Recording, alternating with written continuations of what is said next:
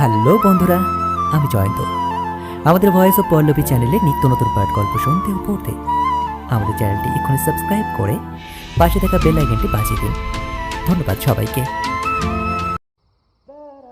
পদ্মের রাতে গা কাঁপিয়ে জ্বর আসলো।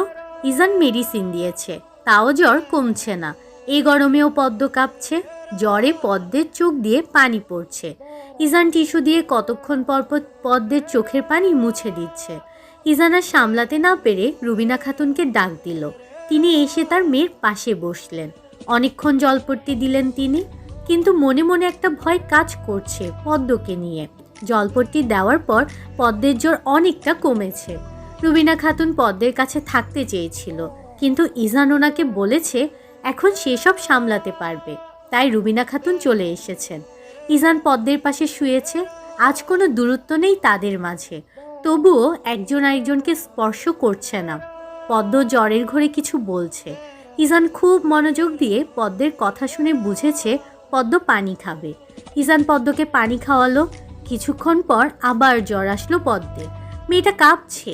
ইজান আর অনুমতি নিল না, পদ্মকে জড়িয়ে ধরে শুয়ে আছে। সকাল 7টা। পদ্মের মনে হচ্ছে তার গায়ের উপর কেউ পাথর ফেলে দিয়েছে। কি অসহ্য লাগছে। শরীরে এক ফোঁটা শক্তি নেই যে হাতটা সরাবে। চোখ খুলে পদ্ম তার ডান পাশে তাকিয়ে দেখে ইজান ওকে এভাবে ধরে শুয়ে। পদ্ম হাত নড়াচড়া করতেই ইজান উঠে গেল। তড়িঘড়ি করে পদ্মকে জিজ্ঞেস করলো, কিছু লাগবে পদ্ম? তারপর পদ্মের মাথায় হাত দিয়ে চেক করলো জ্বর আছে কিনা। জ্বর তখন ছিল না।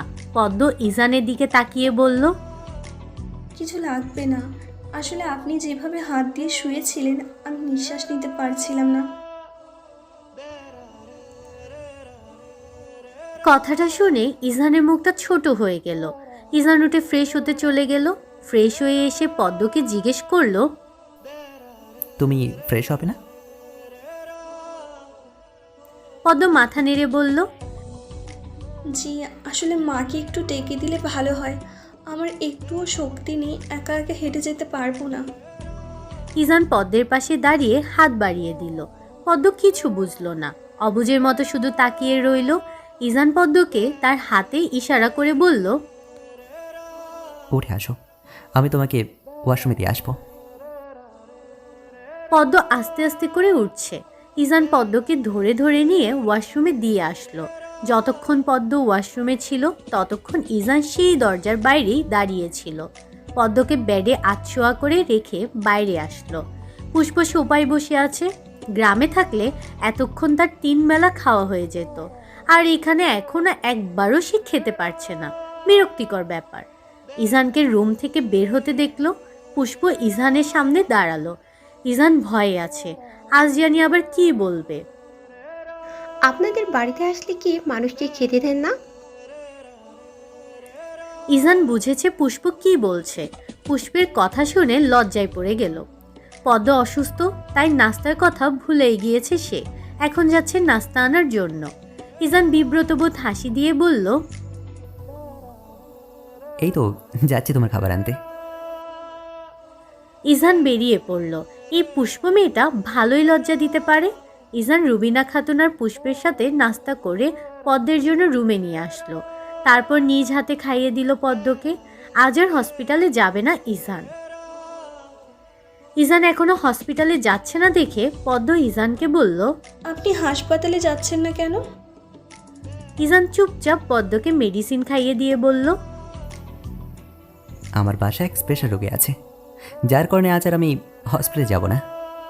পদ্ম হাসলো ইজানের কথা শুনে। পদ্মের এই সময় হাসি দেখে ইজান বলল, হাসছেন কেন ম্যাডাম?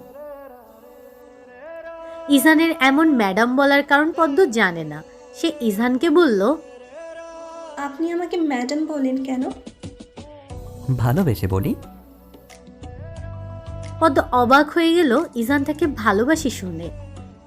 আপনি আমাকে ভালোবাসেন? ইজান তার চশমা পড়তে পড়তে বলল, অবশ্যই, বউকে ভালোবাসবো না তো কাকে ভালোবাসবো? তুমি কি চাও আমি অন্য কাউকে ভালোবাসি? পদ্মর সাথে সাথে উত্তর দিল। না না, আমি সেটা চাই না। ইজান পদ্মের কাছে ঘেঁষে বসলো। পদ্মের কাজ জড়িয়ে ধরে বলল, কেন চাও না? মজা করবেন না, আমি এখন অসুস্থ কিন্তু। হ্যাঁ, তুমি অসুস্থ দেখেই তো কত ইচ্ছা বিসর্জন দিচ্ছি। পদ্ম ইজানের দিকে তাকালো, চোখগুলো গোল্লা গোল্লা হয়ে গেল তার। কি ইচ্ছে বিসর্জন দিচ্ছেন আপনি? কত কিছুই। শোনো, কিছুক্ষণ পর ডক্টর আসবে, আমার বেস্ট ফ্রেন্ডই বলতে পারো। তার সঙ্গে স্বাভাবিক থেকো, ওকে? কেন? ইজান বিরক্ত হলো, এটাও প্রশ্ন করা লাগে? তুমি যে অসুস্থ সেটা জানো। মাঝে মাঝে তোমার সব বিরক্তিকর কথা শুনলে না রাগ হয়। পদ্ম চুপসে গেল, আর কথা বলল না সে। ইজানও কিছু বলছে না, দুজনই নীরবতা পালন করছে। ইজান সেইভাবে পদ্মের সাথে ঘেঁষে বসে থাকলো, কিন্তু কেউ কথা বলছে না। অনেক সময় পর কলিং বেল বাজলো। ইজান তাড়াতাড়ি গিয়ে দরজা খুলল। ইজান হাসি দিল ব্যক্তিকে দেখে। ব্যক্তিটি হচ্ছে ইফাত মেধা। মেধা হাসি দিয়ে বলল, কেমন আছিস সুদর্শন পুরুষ? ইজানও হাসি দিয়ে বলল, ভালো আছি যুবতী নারী। ইজান আর মেধা একে অপরকে খুব ভালো করেই চিনে। সেই কলেজ থেকে দুজনের যাত্রা শুরু হয়েছে, আজও একসাথেই আছে তারা। মেধা ভিতরে ঢুকতে ঢুকতে বলল, বিয়ের দাওয়াত দিসনি আর বউ যেই অসুস্থ হয়ে পড়লো তখনই আমাকে দরকার পড়েছে। ইজান মাথা চুলকাতে চুলকাতে বলল, কোন পরিস্থিতিতে বিয়েটা হয়েছে তোকে তো বললামই। কোনো এক্সকিউজ শুনতে চাই না, ট্রিটটা দিয়ে দিস দয়া করে। এখন চল তোর বউকে দেখে আসি, তার কি সমস্যা। ইজান মেধাকে পদ্মের কাছে নিয়ে গেল। পদ্মকে দেখে মেধার খুব ভালো লেগেছিল। চেহারাটা সুন্দর, তবে জ্বরের কারণে চোখের নিচে লাল হয়ে আছে। মেধা পদ্মের পাশে বসলো। পদ্মকে হাসি একটা মিষ্টি হাসি দিয়ে বলল, কেমন আছো? পদ্ম একটু ঘাবড়ে গিয়ে বলল, ভালো আছি, আপনি কেমন আছেন? ভালো আছি। আমাকে চেনো?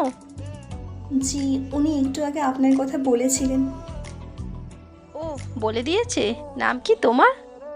পদ্ম আস্তে করে বলল। পদ্ম। মেধা হাসলো, কণ্ঠ বেশ সুন্দর, তবে বেশ নিরিবিলি মেয়ে মনে হচ্ছে পদ্মকে। মেধা ইজানের উদ্দেশ্যে বলল, আচ্ছা ইজান, তুই রুম থেকে যা। ইজান অবাক হয়ে বলল, কেন?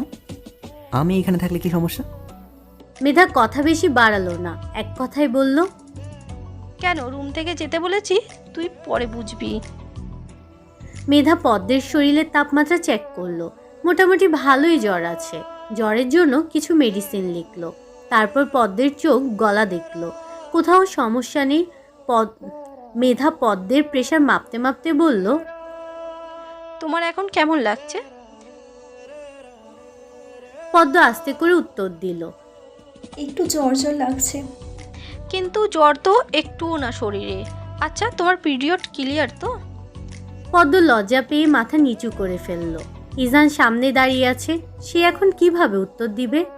ইজানের কাছে নর্মাল বিষয় এগুলো, কিন্তু ইজান বুঝছে পদ্ম লজ্জা পাচ্ছে, তাই সে রুম থেকে চলে আসলো। মেধা আবারও বলল, পিরিয়ড ক্লিয়ার? পদ্ম মাথা নাড়ালো, মুখে কিছু বলল না। মেধা পদ্মকে বলছে, ইদানিং বিবাহিত মেয়েদের সমস্যা বেশি হয়ে থাকে, এগুলো পরে মারাত্মক আকার ধারণ করে। যাই হোক, বয়স কত তোমার? পদ্ম ঠোঁট ভিজিয়ে বলল। 15। মেধা জানে পদ্মের বয়স, ইজান সব বলেছে মেধাকে। মেধা পদ্মকে জিজ্ঞেস করলো, তুমি কেন এই ইজানের মতো তেরাকে বিয়ে করছো? ও তো ঠিকই বুড়ো হয়ে যাবে, তখন তুমি কিশোরী বয়স পার করবে। পদ্ম মাথা নিচু করে বলল, আমার ভাগ্যে যা লেখা আছে তাই হবে। মেধা একটা ইঞ্জেকশন বের করলো, পদ্মর থেকে রক্ত নিবে। পদ্ম চোখ বড় বড় করে তাকিয়ে আছে, এটা দিয়ে কি করবে বোঝার চেষ্টা করছে। পদ্মের ভয় লাগা শুরু করছে এখন। পদ্ম আমতা আমতা করে বলল, এটা দিয়ে কি করবেন? মেধা হেসে বলল, কিচ্ছু করব না, একটু জাস্ট ব্লাড নেব। পদ্ম ছিটকে দূরে সরে গেল। মেধা অবাক হয়ে গেল। পদ্ম এটার সুই তার শরীরে ফোটাতে দিবে না, এসবে তার ভীষণ ভয় করে। মেধা হেসে বলল, আরে এখানে আসো, কিছু করব না আমি, বসো এখানে। পদ্ম ভয়ে ভয়ে বলছে, আপনিই তো একটু আগে বললেন রক্ত নেবেন। এইটুকু সুইকে ভয় পাচ্ছ? যখন কিছুদিন পর বাচ্চার মা হবা তখন তার কষ্ট হবে। পরপর তোমার সামনেই তোমাকে বিভিন্ন রকমের ইঞ্জেকশন দেওয়া হবে, না বলার উপায় থাকবে না তখন। এখানে আসো তুমি। পদ্ম তাও আসলো না, ভয়ে মুখ চেপে ধরে আছে, মনে হচ্ছে এক্ষুনি অজ্ঞান হয়ে পড়ে যাবে। মেধা পদ্মের সাথে পেরে উঠছে না, তাই ইজানকে ডাক দিল। সাথে সাথে ইজান রুমে আসলো। ইজান তাড়াতাড়ি জিজ্ঞেস করলো। কি হয়েছে? মেধা ক্লান্ত চোখে ইজানের দিকে তাকিয়ে বলল, আমি তোর বউর সাথে পারছি না, আর আমার ব্লাড লাগবে একটু। তুই তোর বউকে হসপিটালে নিতে দিবি না, তাই ব্লাড নিয়ে টেস্ট করব কি সমস্যা, জ্বরে কোথাও সমস্যা হয়েছে বা আছে কি না। ইজান বুঝল কথাটা, পদ্মকে পিছন দিক দিয়ে গিয়ে জড়িয়ে ধরল, তারপর মেধার সামনে নিয়ে আসলো। ভয়ে পদ্ম ইজানের বক্ষে মুখটা লুকিয়ে রাখলো। ইজান এক হাত দিয়ে পদ্মের মাথা চেপে ধরে আছে। মেয়েটা এত ছটফট করছে। ব্লাড নেওয়ার সাথে সাথে পদ্মের শরীর একেবারেই ছেড়ে দিল। নিচে পড়ে যাওয়ার আগে ইজান ধরে নিল। মূলত পদ্মের শরীর এমনিতেও দুর্বল, আরও একটা ইনজেকশন ব্লাড নিয়েছে, যার কারণে পদ্ম সেন্সলেস হয়ে গিয়েছে। ইজান পদ্মকে বেডে শুয়ে দিল। মেধা ইজানের কাঁধে হাত দিয়ে বলল, শোন ইজান, মেয়েটা এখনও অনেক ছোট, এত বেশি বুঝজ্ঞান হয়নি। কিছু করার আগে ভেবেচিন্তে কাজ করিস। ওর সাথে আগে ভালো মতো মিশতে শিখ, তারপর অন্য কিছু ভাবিস। তুই একজন ডক্টর, আশা করি আমার কথাগুলো মানে খুব ভালো করে বুঝতে পেরেছিস। ইজান মাথা নাড়িয়ে বলল, হ্যাঁ, বুঝেছি। আচ্ছা, আর কি কোনো প্রবলেম আছে ওর? কি জানি, যতটুকু বুঝেছি শরীর খুব দুর্বল, স্যালাইন দেওয়া লাগবে। তুই একটা কাজ করিস, ওকে আমি যে হসপিটালে বসি ওটাতে নিয়ে যাস, আমি কিছু টেস্ট দেব। সেটা তো আমিও দিতে পারি, কিন্তু সমস্যা হচ্ছে আমার হসপিটালের লোকেরা জানে না যে আমি বিয়ে করেছি, যার জন্য আমি পদ্মকে ওখানে নিতে পারছি না। তাই তোকে বাসে আনা আর কি। যাই হোক, ধন্যবাদ মেধা। মেধা হাসলো। এখন তার যাওয়ার সময় হয়েছে। ইজান রুবিনা খাতুনকে বলল পদ্মের কাছে যাওয়ার জন্য, আর সে মেধাকে হসপিটাল দিয়ে আসতে গিয়েছে। ইজান বাসে আসার পর দেখল পদ্মের জ্ঞান ফিরেছে। ইজান পদ্মকে দুপুরের খাবার খাইয়ে দিল, মেডিসিন দিয়েছে পদ্মকে। পদ্ম খেয়ে শুয়ে আছে, ইজানও তার পাশে শুয়ে পড়ল। পদ্ম ইজানের দিকে তাকিয়ে আছে। মানুষটা খুব ভালো, তার খারাপ সময়ে পাশে থেকেছে, সেবা যত্ন করছে। পদ্ম হাসছে। ইজান পদ্মের দিকে তাকালো। তুমি হাসছো কেন? না, এমনি। আচ্ছা, কাল তো বলেছিলেন ভালোবাসা দেখাবেন, আর তো দেখাননি। তাই তুমি আমার ভালোবাসা দেখতে চাও? কেন চাইবো না? আমার ভালোবাসা দেখার জন্য তোমাকে আগে সুস্থ হতে হবে। ভালোবাসা দেখতে হলে সুস্থ হওয়া লাগে বুঝি? হ্যাঁ, তুমি তো এখনো অনেক ছোট। জি না, আমি এখন বড় হয়েছি। ইজান কথা বলল না। মেয়ে মানুষের কথায় বেশি একটা উত্তর দেয় না সে। তার মনে হয় তারা শুধু জিলাপির প্যাচ লাগিয়ে কথা বলে। ইজান পদ্মের মাথায় হাত বুলাচ্ছে। এই জিনিসটা সব সময়ই পদ্মের ভালো লাগে। পদ্ম উঠে বসলো। তার আর ভালো লাগছে না শুয়ে থাকতে। ইজানও পদ্মের সাথে বসলো। কি হয়েছে তোমার? উঠে বসেছো কেন? পদ্ম মুখ ওদিকে রেখে বলল, সারাদিন শুয়েছিলাম, ভালো লাগছে না। ইজান পদ্মের কানে হালকা করে তার ওষ্ঠ ছুঁয়ে দিল। হঠাৎ এরকম হওয়াতে পদ্ম বেশ লজ্জা পেল। মনে হচ্ছে লজ্জায় সে মরেই যাবে এমন অবস্থা। ইজান পদ্মের লজ্জা দেখে পদ্মের মাথা তার বক্ষে চেপে ধরল। ইজান পদ্মের উদ্দেশ্যে বলল, যখন তোমার খুব কষ্ট হবে, যন্ত্রণা হবে, বা তুমি লজ্জা পাবে, তখন তুমি আমার এই জায়গায় এসে মুখ লুকিয়ে ফেলো। এই জায়গাটা একান্তই তোমার পদ্মফুল।